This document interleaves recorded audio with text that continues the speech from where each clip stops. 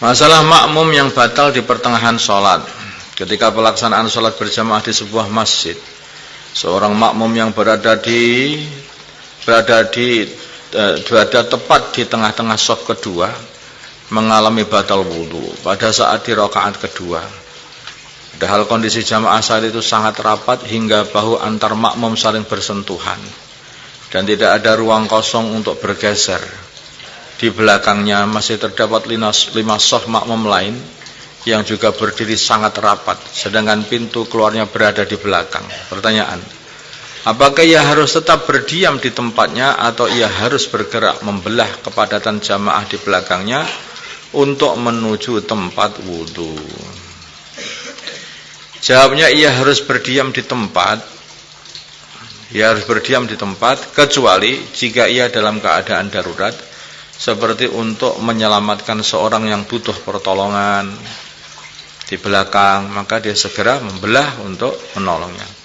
Atau ketika terdesak ingin buang air kecil, sehingga dia mesti cepat-cepat keluar biar tidak terbuang di dalam masjid.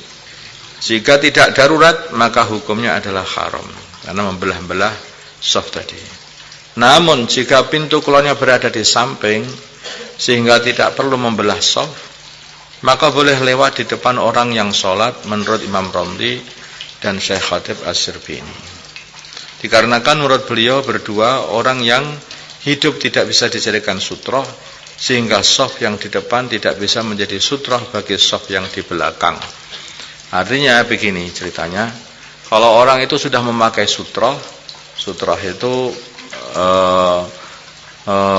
penghalang antara dia dengan kiblat, itu ada penghalang, yang penghalangnya itu tidak lebih dari 3 dhira'. Kalau penghalangnya jauh, itu tetap dilewati boleh aja. Tapi kalau penghalangnya tidak lebih dari 3 dhira', kemudian ditaruh, biasanya kalau sebagian masjid-masjid ada itu disediakan sutroh gitu. Dan sutroh ini tingginya sekitar 40-an senti mestinya, jangan terlalu kecil.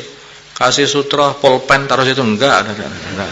Nah itu ya sutrohnya tingginya sekitar 40-an senti ya. 2/3 dhira'. Ya 2/3 dhira'. Taruh begitu, orang enggak boleh lewat antara dia dan sutroh. Hanya permasalahannya, apakah orang di depan shaf yang pertama itu sebagai sutroh apa